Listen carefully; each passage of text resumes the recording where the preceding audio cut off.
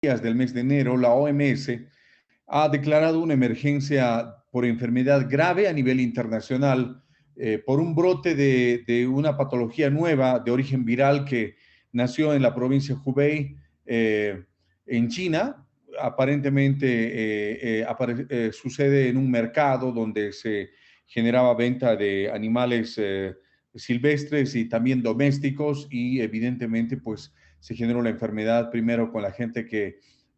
trabajaba en ese sector, posteriormente se difunda y gradualmente se propaga esta enfermedad de Hubei hacia otros países del mundo. En las posteriores semanas, entidades de salud de los diferentes países empiezan a reportar la presencia de esta enfermedad, empiezan a adoptar medidas para contener el brote, pero parcialmente controladas porque se produjo una diseminación de la COVID-19 a nivel mundial. Y es evidente que en este momento, pese a todas las medidas que se están desarrollando y generando, pues todavía no se puede hablar de que se haya tenido éxito en el proceso de control de esta enfermedad. ¿Cuál es la realidad en este momento, estimados jóvenes, estimados presentes? La enfermedad por la COVID-19 está cobrando en Bolivia 142,000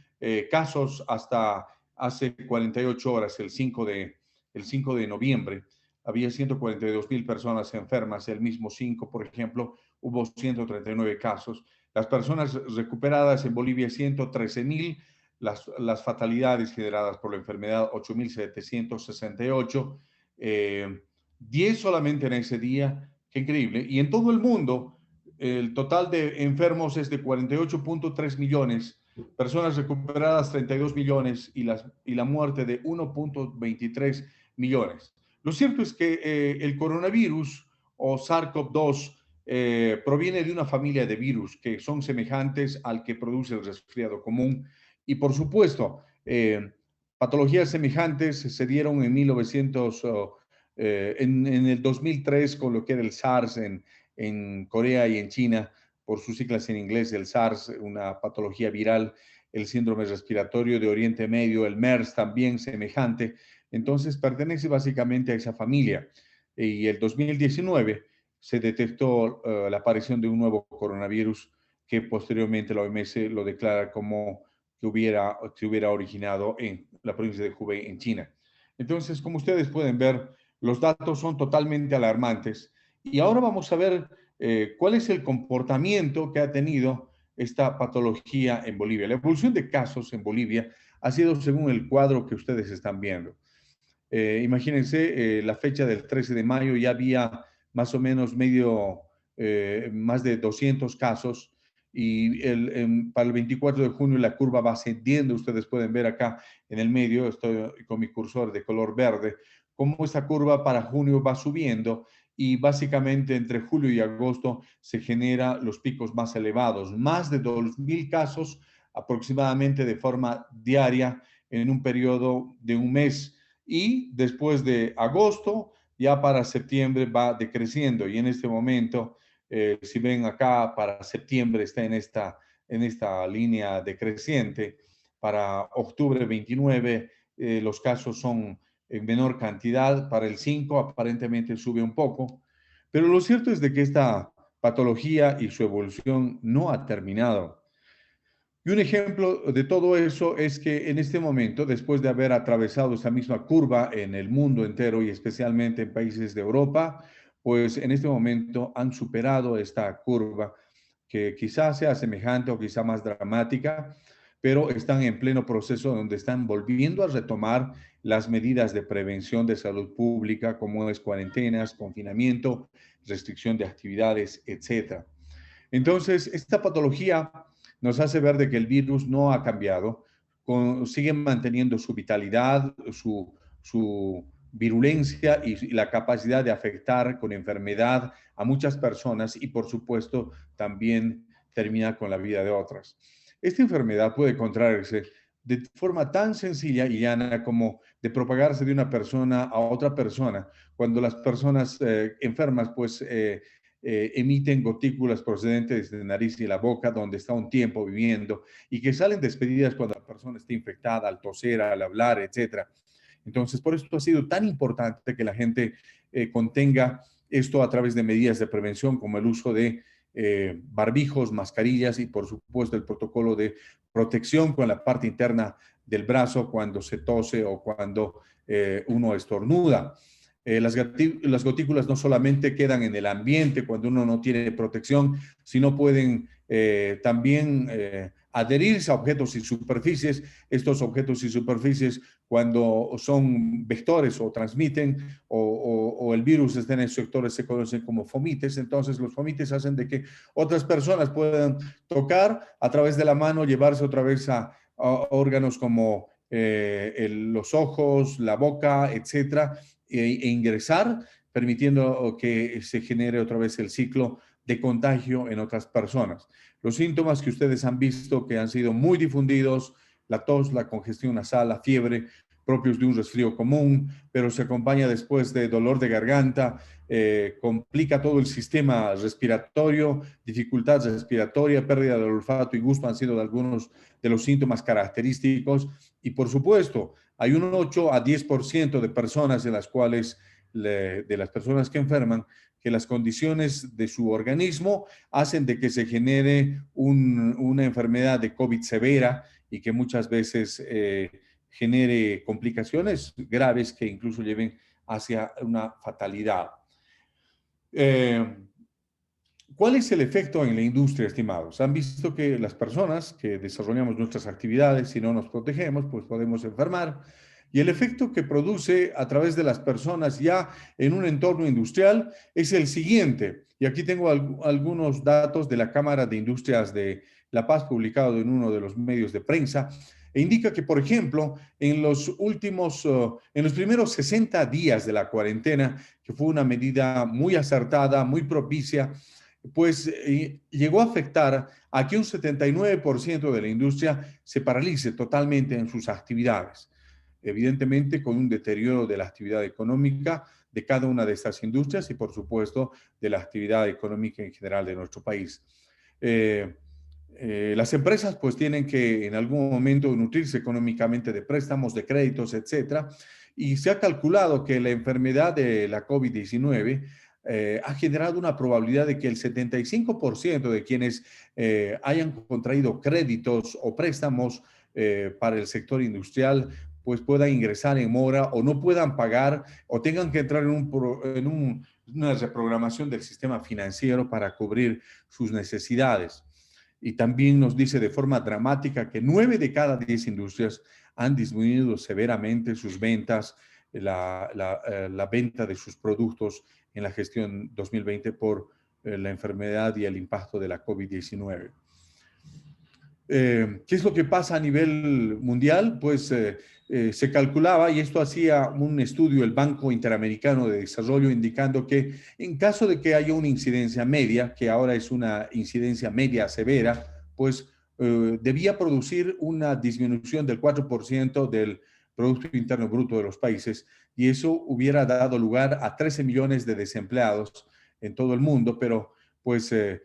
esto pudiera ampliarse mucho más, depende de la incidencia que tengan las regiones. Se dice que 7.4 millones de desempleados en países del primer mundo y el resto, por supuesto, en países en proceso de desarrollo o también denominados tercermundistas. Esto puede incluso llegar a aumentar, depende de las condiciones económicas en las cuales, económicas, sociales y políticas en las cuales estén cada uno de los países, ¿no? En nuestro país, por supuesto, tomando y considerando que un 70% de los empleos son informales, pues ha causado mucha más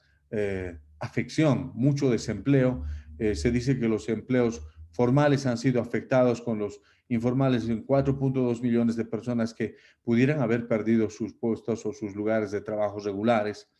En fin, entonces se pinta para la industria un panorama caótico donde seguramente muchos de nosotros somos testigos silenciosos de las vicisitudes económicas que estamos viviendo.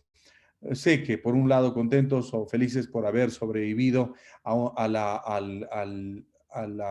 afección más severa a la salud que dio el COVID, pero evidentemente económicamente forzados a tener muchas restricciones o esperar de que todo mejore en los siguientes meses. Para ustedes que están en la carrera de Ingeniería del Petróleo, pues debo indicar de que estos son algunos datos que he obtenido de un boletín que da el BID también, que el BID se llama el Boletín Energía para el Futuro, e indica que el precio del barril de petróleo cayó un 70%, incluso llegando a mostrar precios negativos en el mercado del crudo. Y la demanda global de petróleo se redujo hasta a menos de 18 millones de barriles diarios, considerando que el consumo mayor del petróleo es el 70%, se indica que es para el proceso del transporte y evidentemente las cuarentenas, la imposibilidad de poder trasladarse de un sitio a otro, de ciudad a ciudad, de país a país, etcétera, prácticamente redujo a casi nada el transporte y esto ha hecho que el 70% del consumo del petróleo a nivel global también disminuye. Por increíble que parezca, sin embargo, la oferta no bajó nunca más del 2%, o sea, sí, seguía ofreciéndose la cantidad habitual de petróleo. Pero, evidentemente, la demanda pues se redujo en una gran cantidad. Esto también ha afectado la economía, especialmente de países que viven de los resultados positivos que se genera como consecuencia del comercio del petróleo. ¿Qué es lo que pasa en las empresas? ¿Cuál ha sido la transformación mayor que se ha dado a nivel de las empresas que posteriormente a mediados de mayo se dio un permiso gracias a un decreto indicando de que ciertas actividades podían volver a una actividad parcial para no afectar la economía y el desempeño y parar totalmente el proceso económico del país? Entonces, las medidas generales que tuvieron que atravesar estas empresas fueron, número uno, de que las organizaciones se reúnan para realizar una evaluación, básicamente un repaso y un listado de todas las actividades de trabajo que tenían,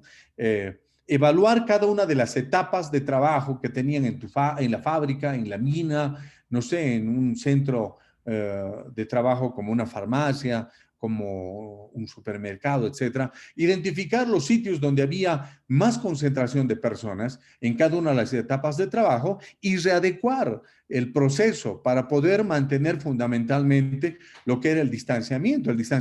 1.5 a 2 metros, el poder evitar que las personas se aglomeren, el poder evitar que las personas puedan acumularse, permitiendo que el virus pueda pasar de persona a persona y generarse el proceso de contagio colectivo.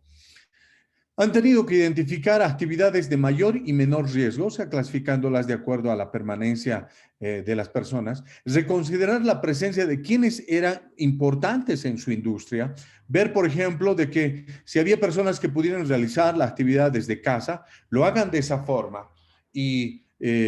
evitar que personas ajenas a la organización ingresen y poder quizá contagiar a las personas que sí estaban seleccionadas para poder trabajar. Es por eso que surge el teletrabajo a distancia, donde básicamente pues se lleva el lugar de trabajo a los hogares, a las casas. Muchos de ustedes han debido ser testigos de todo eso y evidentemente pues se ha tenido que trabajar vía internet, detrás de una computadora, hacer las actividades que normalmente las hacían en una oficina, etcétera. Pero evidentemente hay otras actividades que no han podido sufrir este cambio, este trastorno y han tenido que someterse a poder trabajar, salir de casa, transportarse hacia el sitio de trabajo y en el trabajo desarrollar un trabajo aparentemente en condiciones adecuadas como para que no se enfermen. Ha tenido también que hacer las organizaciones identificar los lugares de control de ingreso y de salida, o sea, filtros de ingreso de las personas en las empresas, en las industrias. Ustedes hasta ahora ven que estas medidas han dado excelentes resultados. Si uno va a un banco, pues tiene que guardar una distancia determinada antes de someterse a un filtro de control donde le toman la temperatura, donde le desinfectan, verifican si usted está o no utilizando la protección respiratoria o quizá otra más complementaria y finalmente pues recién le dejan ingresar para poder hacer el trámite correspondiente. Entonces, estos son los lugares o filtros de control que han tenido que implementar todos y que han sido necesarios para poder hacer de que los centros de trabajo sean los más saludables posibles y que permita seguir el proceso operativo de sus actividades y que permita al mismo tiempo, a través de esas actividades, siquiera parcialmente desarrollar el proceso comercial y económico de nuestro país y, por supuesto, el proceso económico y comercial en todo el mundo, básicamente. También han tenido que los lugares de trabajo someterse a poder colocar y elaborar, adquirir, difundir señalización de bioseguridad, donde indica colóquese la protección respiratoria o use la mascarilla de forma obligatoria, separación y distancia correspondiente, uso de un pediluvio, que es una plataforma que se coloca en el piso que adherida a un desinfectante, a una sustancia antiséptica, pues permite que los zapatos también y las plantillas fundamentalmente no trasladen el virus de un sitio a otro. Han tenido que preparar material de difusión con el mensaje para poder concientizar e influir para un cambio de cultura preventiva en todas las personas, ¿no? Explicar las características de la enfermedad, etcétera. Por supuesto, han tenido que hacer cronogramas de acciones describiendo de forma rápida a todo esto y también pues definir un programa de inspecciones para ver si esto se estaba cumpliendo. Por ejemplo, si alguien tenía lugares de trabajo en determinados sectores o en otros lugares del país o en otras partes de la ciudad, pues definir inspecciones para ver si se estaba cumpliendo. Esto también ha sido desarrollado por el Ministerio de Trabajo, las municipalidades y las instituciones gubernamentales encargadas de poder controlar y que se estén aplicando en las industrias como parte de un programa de prevención de salud pública en general. Y por supuesto, también para complementar, las empresas y las industrias han tenido que identificar las personas que eran más fácilmente susceptibles a enfermarse o a agravarse su condición. No olviden que esto se ha mantenido, las personas por encima de los 60 años son más susceptibles a tener complicaciones y por supuesto también personas que tienen comorbilidad, o sea, personas que no solamente pueden tener una enfermedad, sino otras más de base, diabetes, hipertensión, enfermedades pulmonares, cáncer, enfermedades inmunodepresibles, etcétera, que pudieran haber hecho más fácilmente presa a la persona de la COVID-19 en un probable proceso de contagio. Entonces han tenido que identificar también a esas personas. De toda esta primera experiencia y hasta ahora que seguimos viviendo, porque les aclaro una vez más, no ha terminado esto, se sigue manteniendo. Hace unas 72 horas salió un comunicado de la OMS ratificando que la emergencia no ha terminado, que la circunstancia de alerta sanitaria mundial se mantiene. ¿Por qué? Porque aún está vigente la COVID-19 en el mundo y evidentemente, si bien está decreciendo, está disminuyendo la cantidad de casos, pero esto no significa que ha sido controlado. Las vacunas todavía están a meses de distancia y evidentemente no es solamente el tiempo, también son las condiciones económicas bajo las cuales se las va a adquirir, el proceso de distribución al cual se va a tener que someter los países en la escala de primer y tercer mundo. Entonces, las tres medidas preventivas muy importantes que han sido en este momento son ratificadas, que han dado éxito parcial, porque evidentemente, si bien tenemos 140,000 personas enfermas, pero imagínense, hay una gran cantidad de personas que no han enfermado. Y esto se tiene que responder a que tres medidas preventivas han sido muy importantes. Y estas son, número uno, la limpieza e higiene, el lavado de las manos con jabón o sustancias adecuadas, que ha permitido que no se contagie, que no se lleve de una persona a persona. Número dos, y por supuesto, adherido también al proceso de desinfección con alcohol al 70%, etcétera. Número dos, la protección respiratoria, estimados.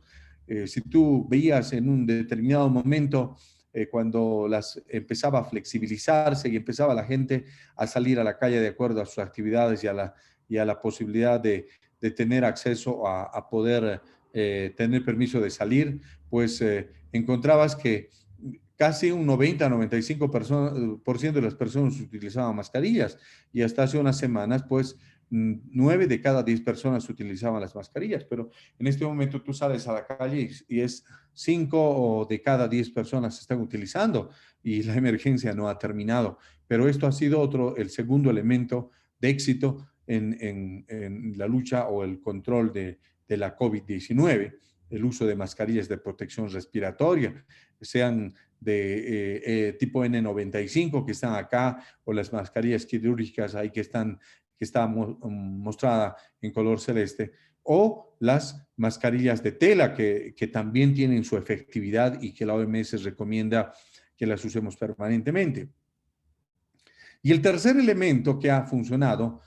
como una medida muy asertiva es el distanciamiento, 1.5 a 2 metros que se ha mantenido. Sin embargo, pues actualmente estamos disminuyendo estos controles y seguramente en algún momento, como es natural, uno no necesita ser adivino y tampoco vaticinar, solamente el proceso que se llega y que en este momento lamentablemente lo está sufriendo el continente europeo, es de que en algún momento la disminución de aplicación de las medidas preventivas haga que se vuelva a subir la cantidad de casos en una determinada región o país. Y los controles que han también dado éxito en la industria han sido el proceso de cambiar el control en el transporte hacia el trabajo. Las empresas que, por ejemplo, eh,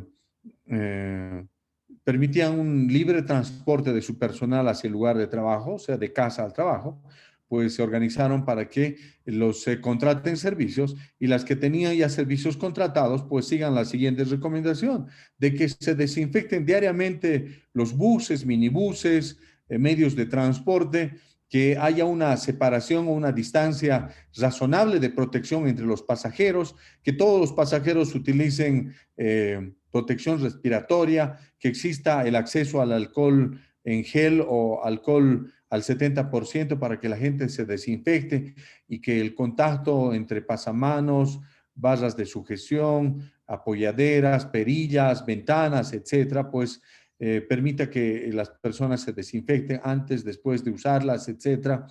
y que después de cada ciclo de transporte el bus otra vez sea desinfectado. Esto ha sido muy importante y en el mundo entero, en fábricas, en industrias, en manufactura, en minería, etcétera, pues hacían de que la persona salga protegida de casa, se transporte en condiciones adecuadas en los medios que estaban siendo controlados a través de estas medidas. Y una vez que llegaban, pues se sometan a un filtro de control donde se verifique que la persona no tenga los síntomas de un resfriado, aunque sea leve, que no tenga tos, que en qué condiciones está ese día para el trabajo, se verifique la temperatura, si estaba por encima de 77 o 37.3, pues verificar si se debía a que, no sé, a la temperatura corporal por una actividad o quizá era un síntoma de una de tener fiebre y de la enfermedad, si se presentaba o no dificultad para respirar, ver en qué condiciones estaba, etcétera. Esto ha servido para que pues, las personas que tenían estos síntomas no ingresen y vayan a un control médico o que puedan estar en casa un tiempo determinado para que no contagien el centro de trabajo, pero sí también complementarse con las recomendaciones de que la gente haga cuarentena o se quede restringida en caso hasta que se sepa si es un resfriado común o quizá haya adquirido la patología por COVID-19. En el trabajo, ingresando adentro, pues las industrias, las empresas sometían sus comedores a desinfecciones. Ahí tienen bien cómo se desinfectaban las cabinas de los equipos donde un operador o personal desarrollaba su trabajo. Oficinas, las que todavía quedaban, no estaban con teletrabajo, debían ser desinfectadas, debían colocarse pediluvios, pasillos, áreas de trabajo y áreas comunes debían ser desinfectadas, tener la señalización correspondiente, haciendo referencia al uso de la protección respiratoria, haciendo referencia a lo que era la desinfección obligada de manos, lavado de manos, el distanciamiento social, el no escupir en el piso, el no toser sin protegerse, si estabas con una mascarilla perfecto y si no, pues con la parte interna del brazo, etcétera.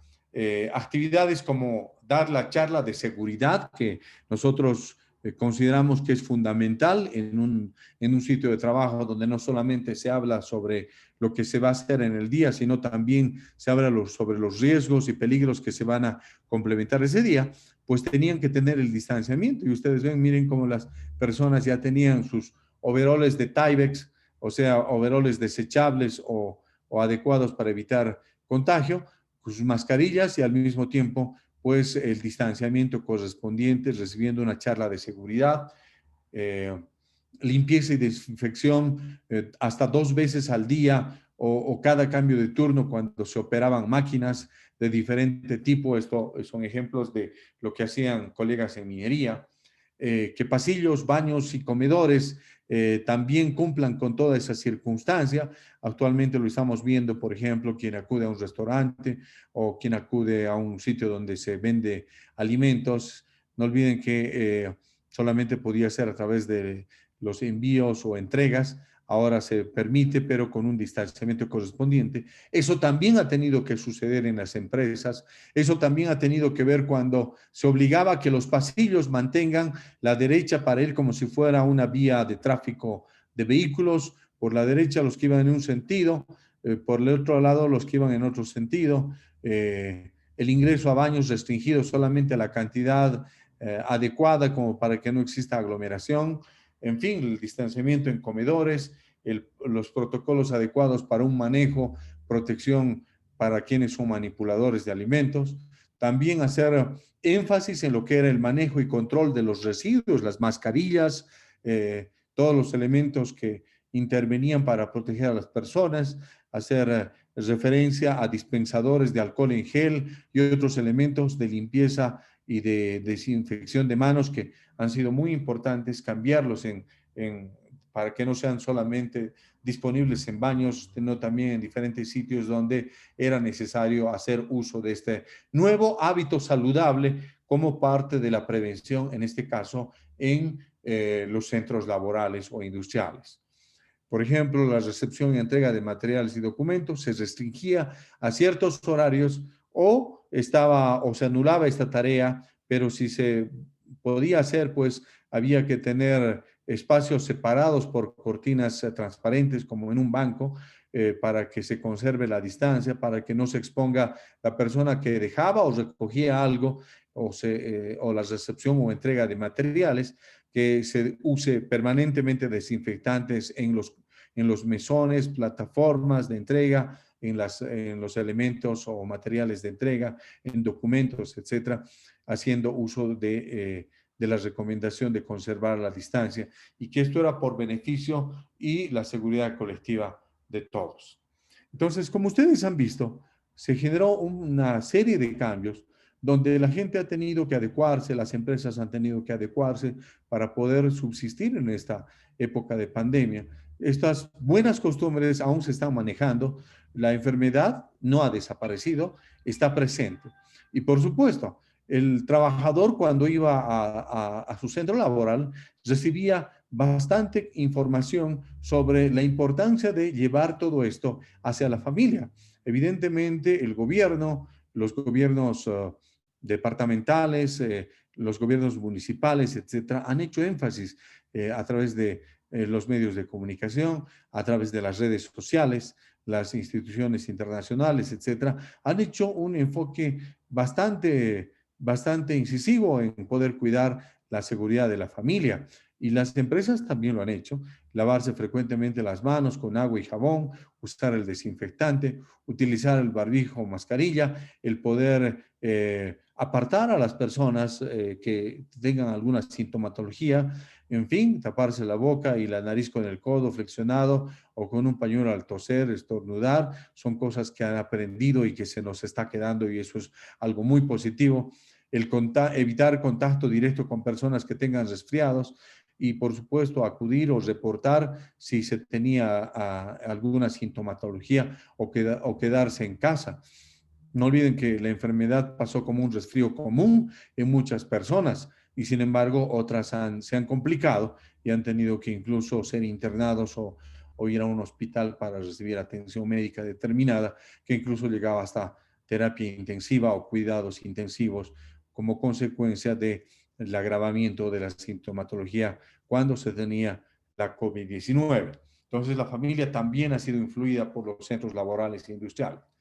Sin embargo, pues el mundo entero y los centros laborales saben que existen nuevos riesgos. Y en esta época donde aparentemente ha disminuido la cantidad y la curva que les he mostrado indica y ratifica eso, sin embargo, no es una circunstancia que deba hacer de que estemos ya todos felices de que terminó, sino más bien debería servir para poder evaluar nuevos riesgos. Quizá generarse un segundo incremento de casos, una segunda ola como está en este momento sufriendo el continente europeo. No olviden que el primer arribo de marzo de la COVID, pues empezó con una primera ola intensa en Europa y que posteriormente pasó hacia Norteamérica y luego pasó hacia Sudamérica. Entonces, pues nosotros debemos estar preparados para un segundo incremento.